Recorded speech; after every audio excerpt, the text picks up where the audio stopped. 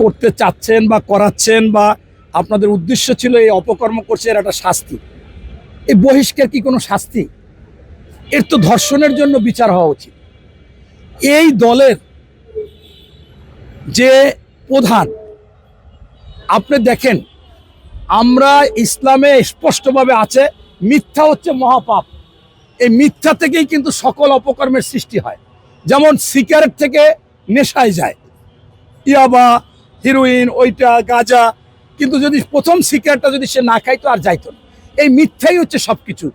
এই জামায়াতের আমির মহোদয় ওনাকে বহিষ্কার করছে, আপনাকে কে বহিষ্কার করবে? আপনি তো একেবারে মিথ্যা কথা বলছেন, যেটা সংসদে দ্বারাই বলছেন, বাহিরে বলছেন। আপনি মুক্তিযোদ্ধা পরিবারের সন্তান, অবাক। আমি নিজে কয়েকবার চ্যালেঞ্জ করেছি, ফটো কার্ড ছেড়েছে, যে এই জামাতের আমির মহোদয় একটু বলুক যে ওনার পরিবারের কে শহীদ হয়েছে, বাবা না ভাই। একেবারে মিথ্যা কথা। এরপরে নীলফামারীর একজন এমপি সংসদে দ্বারাই বলল যে তার দাদা, তার বাবা শহীদ হয়েছে এবং তার পরিবারে নাকি 47 জন মুক্তিযোদ্ধা।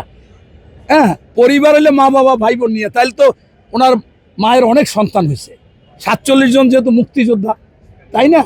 তাইলে আর শহীদ হয়ে গেছে ওনার বাবা।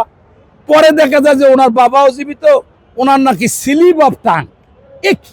এরপর দেখেন এই আমির হারামজাদা, সে বলল কি যে আমার 14 গোষ্ঠীতে কোনো বিএনপি জামাত নাই, আওয়ামী লীগ, এবং আমার বংশে আমার ওর বাবা হইলে দাদা হইলে মানে এক একজনে 20 বছর, তা 60 বছর লাগে। সোমবার, রবিবার পর সোমবার জুলাইতে, আমি ওই জুনে করিডোরে এই জায়গায় এসে ওনারা সই টই দিছে, উনিও সই দিয়েছে, সাক্ষীরাও সই দিয়েছে, বলছে বিবাহ হয়েছে। এখন ওনাদের ধারালো তরবারি হচ্ছে ওই যে মুতা বিবাহ বা মুতাহ বিবাহ। এখন এই মুতাহ বিবাহ যদি করে থাকে, জামাতের আমির যদি মোটামুটি বহিষ্কার করছে আপাতত চাপে আপনাদের সাংবাদিকদের, যদি বললে বলে যে আমি থুক্কু, আমার মনে নাই, এটা মুতাহ বিবাহ, তাহলে বাঁচলে বাঁচতে যাইতেও পারে। এই হচ্ছে আমার এই যে ভদ্রলোক করেছে, দুঃখজনক ব্যাপার। একটা নাতির বয়সী আবার অপ্রাপ্তবয়স্ক।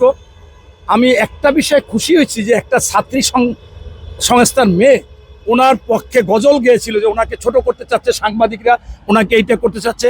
পরবর্তীতে যখন কাজী যখন স্টেটমেন্ট দিয়ে দিয়েছে যে আমিও জানি না এটাই, এবং বয়স কম, ওনারা বয়স বাড়াইছে, সেই সময় ওই মেয়ে এসে লাইভে বলেছে যে আমি ক্ষমা প্রার্থী, এই লোকটা নিকৃষ্ট, এবং এই লোকটা যে 17 অপ্রাপ্তবয়স্ক একটা মেয়েকে বিয়ে করেছে, এটা ধর্ষণ করেছে, এর দৃষ্টান্তমূলক শাস্তি চাই। আমি জানি না তার অন্তরের কথা কিনা, যদি হয়ে থাকে আমি তাকে সেলুট জানাই এবং ওনার প্রতি ঘৃণা জানাই। ওনার এইটা মোটেও করা।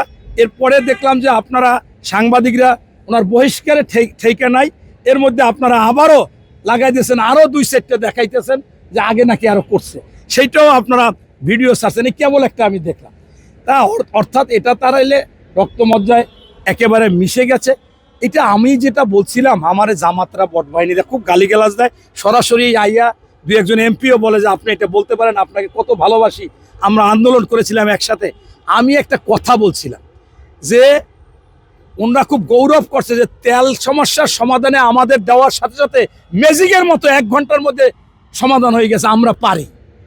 আসলে তো তারেক রহমান চিন্তা করছে যে চোর যদি ঠেকাইতে হয়, ধরতে হয়, তা চোরকেই পাহারাদার করতে হবে, তাইলে আর ও তো চুরি করতে পারবো, তো পাহারাদার।